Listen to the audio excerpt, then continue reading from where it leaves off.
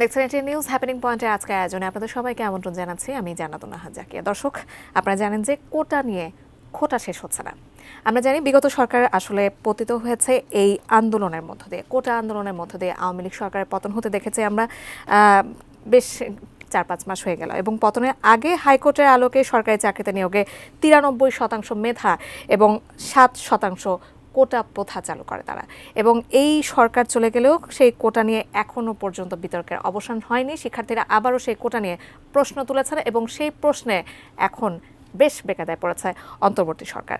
এ নিয়েই আমরা কথা বলবো মেডিকেলে ভর্তি কোটা বিলুপ্তি নিয়ে আমাদের আজকের অতিথির সঙ্গে। আজকের অতিথি হিসেবে আমাদের সাথে আছেন মোহাম্মদ লোকমান হোসেন, ব্যবস্থাপনা পরিচালক, আলোক হেলথ কেয়ার অ্যান্ড হসপিটাল। আপনাকে স্বাগত জানাচ্ছি আমাদের আয়োজনে। ধন্যবাদ। আমরা শুরুতেই বলছিলাম যে কোটা আন্দোলনের মাধ্যমে আসলে আওয়ামী লীগ সরকারের পতন হতে আমরা দেখলাম, কিন্তু সেই বিতর্কের রেশটা এখনো পর্যন্ত ধরে আসছে। আমরা দেখছি সেটা হচ্ছে বিশেষ করে স্বাস্থ্য মন্ত্রণালয় এবং স্বাস্থ্য শিক্ষা অধিদপ্তর বিপাকে পড়েছে। আমরা দেখতে পাচ্ছি গত 19 জানুয়ারি মেডিকেল ভর্তি পরীক্ষার ফলাফল প্রকাশ হয়েছে। সেখানে সামনে আসে কোটা নিয়ে প্রশ্ন। মেধা থেকে 73 নম্বর পেয়েও আসলে কোটায় 41 নম্বর পেয়েও নির্বাচিত হতে দেখেছি আমরা। এই বিষয়ে আপনার মন্তব্যটা শুরুতেই জানতে চাই। ধন্যবাদ আপনাকে, এটা গুরুত্বপূর্ণ প্রশ্ন করেছেন। কোটা আন্দোলন নিয়ে সরকার পতন হয়েছে, একেবারে ধ্বংসাত্মক অবস্থায় চলে গেছে। কোটা একটা শীর্ষ পর্যায়ে চলে গেছিল। কোটাটা আসলে এত থাকা উচিত না। কোনো জাতিগোষ্ঠীর জন্য যদি কোটা রাখেন উৎসাহিত করার জন্য, সেটা সীমিত আকারেই থাকা উচিত। এটা হয়তো বেড়ে গিয়েছিল, এই জন্য কিন্তু আন্দোলনটা হয়েছে। আর জেনারেল কোটা গিয়েছে, এখন টেকনিক্যাল কোটা। এই মেডিকেল সায়েন্সটা কিন্তু একটা টেকনিক্যাল সাবজেক্ট, এখানেও রয়ে গেছে। এটা স্বাভাবিক, আন্দোলন তো হবেই। একটা জায়গা থেকে সূত্রপাত হয়েছে, একটা জায়গায় যে শেষ হবে। যে কোটা স্থগিত করেছে, সম্ভবত দেখলাম যে তারা কোটাকে স্থগিত করেছে। এখন সরকার সিদ্ধান্ত দিবেন, সেই অনুযায়ী কোটাটা হবেন। কোটা আসলে মেধা তালিকায় যদি হয়, মেডিকেল সায়েন্স অত্যন্ত স্পর্শকাতর জায়গা, সেই জায়গায় যদি আপনার কোটার মধ্যে 41 নাম্বার পেয়ে যায়, তার মানে ওই ছাত্র বা ছাত্রীর সাথে এটা অর্ধেক। অর্থাৎ যে মেধা সম্পন্ন না হলে সে তো মেডিকেল সায়েন্সের লেখাপড়াটাই আয়ত্ত করতে পারবে না। সে জায়গায় আমি ব্যক্তিগতভাবে মনে করি যে কোটা এরকম সামঞ্জস্যপূর্ণ হওয়া উচিত না। যেমন আপনি দেখবেন যে আমাদের দেশে যে ডিপ্লোমা কোর্সগুলো আছে, এদের পোস্ট গ্রাজুয়েশনের জন্য একটা কোটা থাকে, কিন্তু সেখানে বলা থাকে কোনো কোনো জায়গায় আছে যে তাদের কোয়ালিফাই করতে হবে জেনারেল ছাত্রদের সাথে। টেকনিক্যাল ছাত্ররা যারা সাবস্টেন ইঞ্জিনিয়ার হয়েছে, তারা যারা জেনারেল ছাত্র বিএসসি ভর্তি হবে, তাদের সাথে করবে, সেরকম থাকা উচিত। ধরেন মনে করেন 73-74 মনে হয় লাস্ট নাম্বার, মানে 74 না 75 এই বছরে না, কিন্তু 41 নাম্বার করে এটা কিন্তু মানে একেবারে স্টার মার্ক পাওয়া ছাত্র আর সেকেন্ড ডিভিশন পাওয়া ছাত্র, এটা কিন্তু হয় না। কোটাতে যদি হয়তো 70 হলে মিনিমাম 70 পাইতে হবে, তাহলে কিন্তু একটা প্রশ্ন আসতো সামঞ্জস্য। কোটাতে অনেক সময় দুর্নীতিকে উৎসাহিত করে। কোটার মধ্যে আপনি দেখবেন বিগত সময়ে দেখছি আমরা সরকারের ঈদ সামগ্রী, ঈদের বোনাস দেওয়ার সূত্রে দেখা গেছে যে নেতা তার ওয়াইফকে দিয়ে দিছে। তো এই যে ব্যাপারটা, আবার ধরেন গৃহহীন মানুষকে গৃহ দেওয়ার জন্য সিস্টেম লস করছে। এই যে ব্যাপারগুলা, এইগুলা সঠিক হওয়া উচিত। সেই জায়গায় আমি বলবো যে মেডিকেল সায়েন্স অত্যন্ত স্পর্শকাতর জিনিস। একজনের সিদ্ধান্তে চিকিৎসা ইমপ্লিমেন্ট হবে, প্রয়োগ হবে। সাপোজ মনে করেন আমি ডাক্তার, আমি আপনাকে সিদ্ধান্ত নিয়ে আপনাকে ইনজেকশন দিব বা ওষুধ দিব, সেই ওষুধ খেয়ে আপনি ভালো হবেন, আমার চিকিৎসা ভালো হবেন। অতএব আমার সেরকম মেধা সম্পন্ন হইতে হবে, অবশ্যই জীবনটা নষ্ট করা যাবে না। অবশ্যই মেডিকেল ভর্তি কোটা নিয়ে যখন আন্দোলন হচ্ছিল, তখন আমরা দেখেছি যে মেডিকেলে কোটা বাদ দিয়েছে কর্তৃপক্ষ, এবং যেটা আমরা একটু আগে বলছিলাম যে ফলাফল স্থগিত করা হয়েছে। প্রশ্ন থেকে যায় যে মেধা সম্পন্ন শারীরিক প্রতিবন্ধীর জন্য কোটাটা রাখা উচিত ছিল কিনা, কি মনে হয়? এখানে মেডিকেল সায়েন্সের শারীরিক প্রতিবন্ধী, এটা ক্যালকুলেশন আছে কিনা আমি এই মুহূর্তে আমার জানা নাই। শারীরিক প্রতিবন্ধী যেমন যার পায়ে বিকলাঙ্গতা আছে, পা হয়তো ছোট বড় বা কিছু পা নাই, এক পা নাই, সেই ধরনের শারীরিক প্রতিবন্ধিতা আছে কিনা আমার জানা নাই। তবে মেডিকেল সায়েন্সের শারীরিক প্রতিবন্ধিতা না ধরাটাই ভালো, মেধার জায়গাটাই আনাটা ভালো। আচ্ছা যে শারীরিক প্রতিবন্ধীরাও যদি মেধা সম্পন্ন হয়, ডাক্তারি করতে তো আর তার দৌড় দিতে হবে না। আচ্ছা, তো সে কিন্তু চেয়ারে বসেও অবশ্যই আসলে চিকিৎসা দিতে আমরা পারবেন। নিউরোলজিক্যাল প্রতিবন্ধীর কথা বলছিলাম, যেমন বাক প্রতিবন্ধী এবং মানসিক প্রতিবন্ধী যারা আছেন তাদের কথা আসলে বলা হচ্ছে না। শারীরিকভাবে যারা প্রতিবন্ধী তারা আসলে এই কোটার মধ্যে আমার মনে অন্তর্ভুক্ত হয় যে থাকবেন কিনা? এইটা ক্যালকুলেশন যোগ্য না। যা একটা হাত বাঁকা থাকলে, হাত ছোট থাকলেও কিন্তু তাকে মেডিকেল সায়েন্স ধরে না।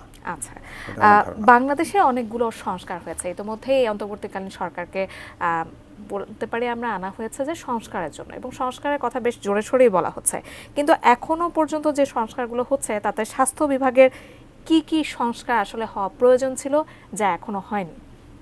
আমি আপনাকে একটা উদাহরণ দিয়ে বলবো যে মানুষের মৌলিক যে চাহিদাটা, মৌলিক অধিকার নির্ণয় করেছে সরকার স্বাধীনতার পরে, সেরকম সংস্কার কিন্তু সকল বিষয়ে দরকার। বিশেষ করে 6টা সংস্কার যে করছে, একবারে সংবিধান সংস্কার থেকে শুরু করে নির্বাচন পর্যন্ত, এগুলো কিন্তু অত্যন্ত গুরুত্বপূর্ণ। এগুলো হয়ে গেলে স্বাস্থ্য সংস্কারও দরকার। তো এখন কোনটা করবেন? এই 6টা হয়ে যাক, তারপরে নিশ্চয়ই এই 6টা যখন সাকসেসফুল হবে বাকিগুলোও কিন্তু দরকার। আপনার চাকরির ক্ষেত্রে সংস্কার দরকার, আপনার বিচারের ক্ষেত্রে সংস্কার দরকার, এগুলো হচ্ছে। এখন স্বাস্থ্যের ক্ষেত্রে সংস্কারের চাইতে আমার মনে হয় গ্যাপ ফিল আপ করা খুব জরুরি। গ্যাপগুলো ফিল আপ করা জরুরি। যথেষ্ট এই স্বাধীনতার পর থেকেই অনেক সংস্কার হয়ে আসছে, যেমন community clinic, union sub centre, উপজেলা হসপিটাল, জেলা হসপিটাল, এগুলা কিন্তু অনেকগুলো গ্যাপ রয়ে গেছে। যেমন ডাক্তার 3 জনের জায়গায় 1 জন আছে, 11 জনের জায়গায় 4 জন আছে, এটা তো হয় না। আপনার 1 জন 2 জন কম থাকতে হবে। 10 জনে যদি 1 জন 2 জন কম থাকে সেটা ফিল আপ করা যায়, কিন্তু একেবারে অর্ধেকের চেয়ে কম থাকলে সেটা কিন্তু হয় না। তাহলে ডাক্তারের সংখ্যা, নার্সের সংখ্যা, অন্যান্য কলা কৌশলীর সংখ্যা কিন্তু লাগবে।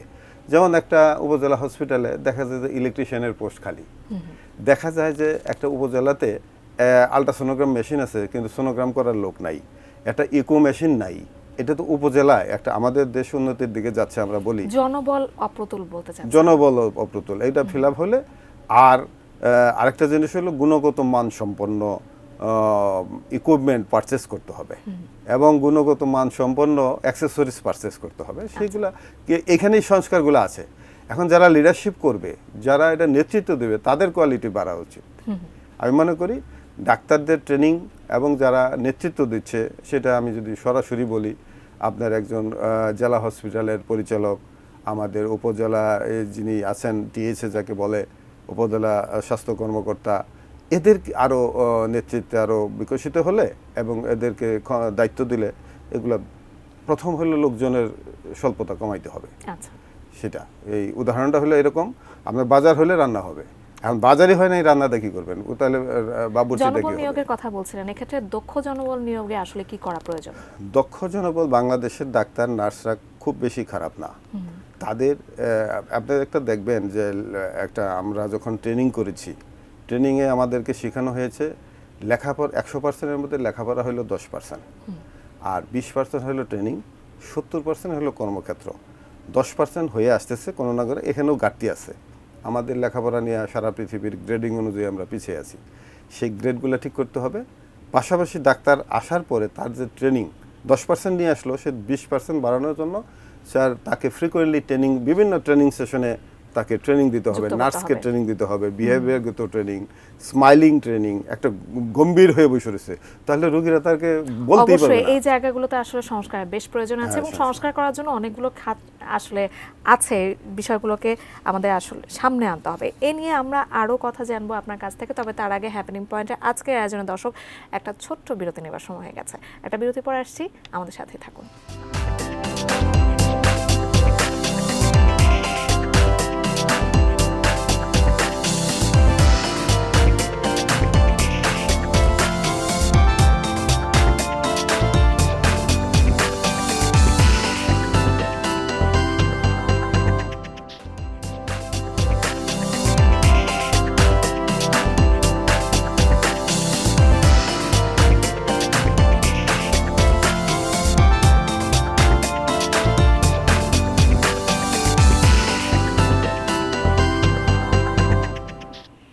বিরতির পর আবারও আমন্ত্রণ জানাচ্ছি আমাদের আজকে হ্যাপেনিং পয়েন্টের আয়োজন, এবং আজকে আমরা মেডিকেল ভর্তি, কোটা বিলুপ্তি সহ স্বাস্থ্য খাতের নানা বিষয় নিয়ে আলোচনা করছি আমাদের আজকের অতিথির সঙ্গে।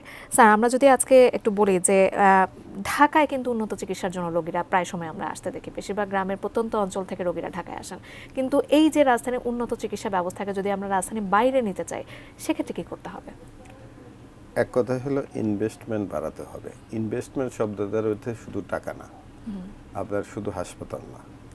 এখানে আপনি দেখেন একটা কার্ডিয়াক রোগীর চিকিৎসা করতে হলে, যেমন আপনি যদি ক্যাথল্যাব করাইতে চান, এনজিওগ্রাম করাইতে চান, তাহলে ঢাকার বাইরে খুব অপ্রতুল। বিভাগীয় শহরগুলোতে হচ্ছে, চট্টগ্রাম বা অন্যান্য জায়গায় হচ্ছে, ময়মনসিংহেও হচ্ছে, কিন্তু সেটা এখনো পর্যাপ্ত নয়। তাহলে এটা পর্যাপ্ততা লাগবে। এটা তো একটা চিকিৎসার কথা বললাম, হৃদরোগের। আর বহু রোগের চিকিৎসা আছে যে চিকিৎসাগুলো বিভাগীয় শহরগুলোতেও অপ্রতুল। এটাকে ফিল আপ করতে হবে। তারপরে হলো জেলা শহরে, একটা জেলায় আমরা 50-60 লাখ মানুষ, মিনিমাম 30 লাখ মানুষ থাকে।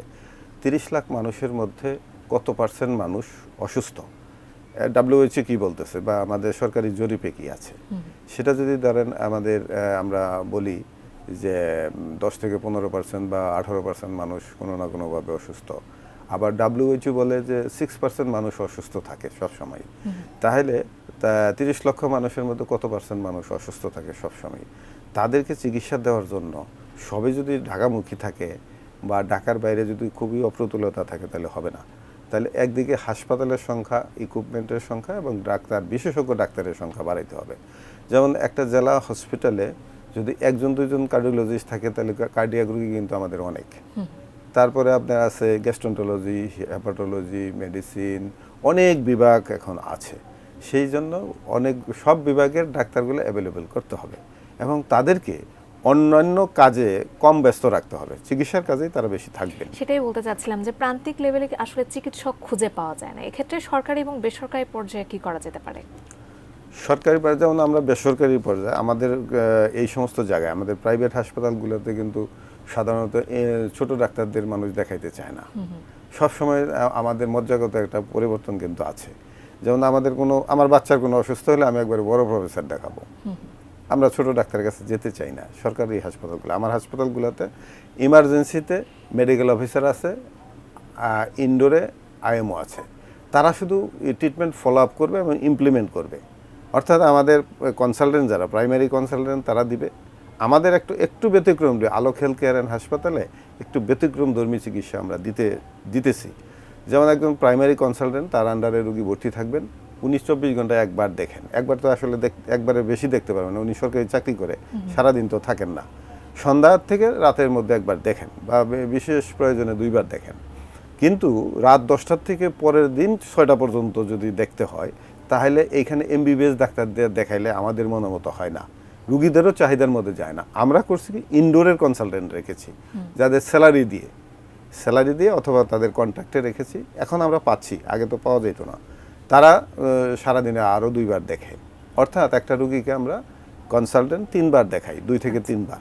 তাতে চিকিৎসার মানটা বাড়তেছে, জনগণের চাহিদা এবং জনগণের আস্থা বাড়তেছে আমাদের প্রতি। তো সেই জায়গায় সংস্কার করতে হলে আমাদের ইনভেস্টমেন্ট প্রয়োজন। ইনভেস্টমেন্ট অর্থাৎ হলো অর্থ, ইনফ্রাস্ট্রাকচার, বিশেষজ্ঞ ডাক্তার এবং অন্যান্য ইকুইপমেন্টগুলো গুণগত মানের থাকতে হবে। অবশ্যই ইকুইপমেন্টের কথা যদি বলতে হয়, যে ICU ব্যবস্থা ঢাকার বাইরে সরকারি ও বেসরকারি করতে আগ্রহ দেখাচ্ছে না, এর কারণটা কি? আগ্রহ দেখাচ্ছে না, এটা আমি সরকারের ভিতরের লোক না, তবে আমি বেসিক কথা বলতে পারি যে আগ্রহ দেখানোর পূর্ব শর্ত লাগবে। একটা হলো আমার কাছে অ্যাভেলেবল পয়সা আছে, আমি যে কোনো ধরনের অ্যারেঞ্জমেন্ট করতে পারবো। আরেকটা হলো যে আমি ব্যবস্থা করতে পারবো, কিন্তু আমার এই একটা গাড়ি কিনলাম, গাড়ি চালানোর মতো লোক তো লাগবে। অর্থাৎ ICU চালানোর জন্য 24 ঘন্টা, কিন্তু এটা কিন্তু একটা রুগীকে আপনি দেখে গেলেন জেনারেল ওয়ার্ডে ভর্তি বা কেবিনে ভর্তি, তাকে সারাদিনে একবার বিশেষজ্ঞ ডাক্তার দেখাইলে চলবে, কিন্তু ICUতে 2 ঘন্টা পরপরই ডাক্তার দেখাইতে হবে। এবং এটা মনিটরের মাধ্যমে আমরা করি। আইসিইউর কথা যখন আমরা বলছি তখন আরেকটু কথা আপনার যোগ করতে চাই এখানে, যে রংপুর মেডিকেল কলেজ হাসপাতালে দেখা গেছে আইসিইউ সুবিধা খুবই অপ্রতুল। সেখানে 10টি আইসিইউ বেড আছে এবং যার মধ্যে 2-3টা বেড প্রায় অকার্যকর থাকতে দেখা যায়। এইখানে যদি রংপুর মেডিকেল কলেজ হাসপাতালের মতো অবস্থা হয়, তাহলে যে বাইরের প্রত্যন্ত অঞ্চলগুলো আছে সেখানে মুমূর্ষু রোগীগুলো আসলে কোথায় যাবে? না, এখানে আগের কথাটা শেষ হয় নাই। আগের কথাটা হলো যে আপনি যখন আইসিইউ ব্যবস্থা করলেন তখন তো আপনার এই আইসিইউ স্পেশালিস্ট লাগবে। অর্থাৎ এখন যে একটা সাবজেক্ট বেরোচ্ছে ক্রিটিক্যাল কেয়ার স্পেশালিস্ট, আমাদের দেশে অ্যানাস্থেটিকরা আইসিইউ চালায়, মেডিসিন বিশেষজ্ঞরাও আইসিইউ চালায়। তা আমাদের এখন যেটা সাবজেক্ট বের হয়েছে ক্রিটিক্যাল কেয়ার স্পেশালিস্টরা এই আইসিইউটা চালাবে। আমাদের দেশের ডাক্তার খুবই অপ্রতুল এবং অ্যানাস্থেটিকও অপ্রতুল। আপনার রংপুর মেডিকেলে যারা দেখেন, যারা মেডিকেল সায়েন্স বোঝে তাদের তদন্ত করে দেখা উচিত যে ওখানে যথেষ্ট করে 24 ঘন্টা চালানোর মতো বিশেষজ্ঞ ডাক্তার হয়তো নাই। আর থাকলেও একজন থাকলে তো সে 2-3টা রুগী নিতে পারবে না। আবার ভেন্টিলেটর আছে কিনা, সিট আছে কিনা, বাইপাপ সিপাপ আছে কিনা, অনেকগুলো যন্ত্রপাতির প্রয়োজন। তো সেই ধরনের একটা স্ট্রাকচার যদি থাকে, বিশেষজ্ঞ ডাক্তারদের টিম থাকে, পাশাপাশি দক্ষ এমবিবিএস দক্ষ নার্স দরকার। আমার মনে হয় এটা কম আছে। আমি না জেনে এই কথাটা বললাম, এটা তদন্ত সাপেক্ষে যারা সরকারে আছে, যারা কর্তৃপক্ষ, তারা দেখলে এটা বুঝবে। এবং শুধু রংপুর না, অনেক রংপুরে আমাদের এই অপ্রতুলতা রয়েছে, আমাদের এটা পূরণ করা দরকার। আমরা অত্যন্ত আন্তরিকতার সহিত যদি কাজ করি তাহলে এর দরকার আছে। বাজেট আছে কিনা সেটা দেখতে হবে। এবার আমরা আসতে চাই ওষুধ ব্যবস্থাপনা নিয়ে। ওষুধ নিয়ে নানা অভিযোগ আছে এবং ওষুধের মান নিয়েও নানা অভিযোগ আছে। ছোট ছোট দোকানদার অ্যান্টিবায়োটিক বিক্রি করে, অভিযানে প্রায় মেয়াদ উত্তীর্ণ ওষুধ পাওয়া যায়। জীবন রক্ষা করে ওষুধ সেই ওষুধের মৃত্যুর কারণ হতে আমরা দেখেছি। আসলে মানবিকতা বলতে আর কিছু রইল না, আমরা যেখানে যাচ্ছি সেখানেই আসলে এই অবস্থা দেখতে পাচ্ছি। এই ওষুধ ব্যবস্থাপনা নিয়ে আপনার মন্তব্য জানতে চাই। আমি সাধারণ মানুষ, আমি মানবিক মানুষ। মানবিক মানুষ না হলে কিন্তু স্বাস্থ্যসেবা পারবে না। আমি সেই জায়গায় মনে করি আমি অত্যন্ত মানবিক। আমার কথা হলো যে দেশে এই ধরনের অরাজকতা থাকবে, যতক্ষণ অরাজকতা দূর না হবে তাহলে তো হবে না। যারা নেতৃত্ব দিবেন তাদের মানবিক এবং একটা শপথ নিয়ে আসা উচিত। একজন নেতৃত্ব দানকারী মানুষ যদি তার বিরুদ্ধে নেতৃত্বের দুর্নীতির প্রশ্ন আসে তাহলে তো সে নেতা হইতে পারবে না। নেতা না হয়ে সে ব্যবসায়ী হোক বা দুর্নীতিগ্রস্ত মানুষ হোক। সে জায়গায় আমি বলবো যে ঔষধের মান নিয়ে কিন্তু খুব বেশি প্রশ্ন নাই। ঔষধের মানটা অত্যন্ত সরকারিভাবেই দেখতে হবে। এটা বেসরকারিভাবে দেখার কোনো সুযোগই নেই। ধরেন আপনি একটা ওষুধের ব্লিস্টার দেখে কিভাবে বুঝবেন যে এটার ইনগ্রিডিয়েন্টস ঠিক আছে কি নাই, অথবা এটা সরকার দেখবে। আরেকটা হলো যে আপনার ফার্মেসি ম্যান অ্যান্টিবায়োটিক বেচছে, এটা পৃথিবীর উন্নত দেশগুলোতে নাই, বাংলাদেশে আছে। তাতে করে হচ্ছে কি, আপনাদের দেখবেন আমরা বিভিন্ন সময় রিপোর্টে দেখি যে অ্যান্টিবায়োটিক কাজ করছে না। First generation, second generation, third generation, fourth generation এখন কাজ করছে না। এখন জাতি তো চিকিৎসার জন্য আপনি দেখবেন বড় বড় হসপিটালগুলোতে দেখবেন, বা আমাদের হসপিটালগুলোতেও অনেক সময় অ্যান্টিবায়োটিক ডাক্তাররা চেঞ্জ করছে। অর্থাৎ এগুলার একটা প্রভাব পড়ছে যে যত্রতত্র অ্যান্টিবায়োটিক দিলে তাহলে হবে কি, এটা রেজিস্ট্যান্স তৈরি হয়ে যাচ্ছে। রেজিস্ট্যান্স তৈরি হচ্ছে আমাদের শরীরে। এখন ধরেন আমি খাচ্ছি অহেতুক অ্যান্টিবায়োটিক, আপনি যখন প্রয়োজনে খাচ্ছেন, আপনি আমার থেকে তো প্রভাব আপনার মধ্যে যাচ্ছে। আমি এটা ওষুধগুলো খেয়ে আমি মলত্যাগ করছি, আমি প্রস্রাব করছি, এগুলা বিভিন্ন ফসলাদির মধ্যে যাচ্ছে, ফসলাদির থেকে আপনার শরীরে হচ্ছে। এটা অ্যান্টিবায়োটিকের কিন্তু একটা যে ব্যাড ইফেক্ট, এটা বিভিন্ন সার্কেলের মাধ্যমে যারা মাইক্রোবায়োলজিস্ট তারা ভালো করে ব্যাখ্যা করতে পারে। আমরা বুঝতে পেরেছি স্যার। আমাদের আয়োজনে একেবারে শেষ পর্যায়ে আমরা চলে এসেছি। আপনাকে অসংখ্য ধন্যবাদ আজকে আয়োজনে যুক্ত হওয়ার জন্য। আপনাকে ধন্যবাদ, এটিএন নিউজের কর্তৃপক্ষকে ধন্যবাদ আমাকে কথা বলার সুযোগ দেওয়ার জন্য।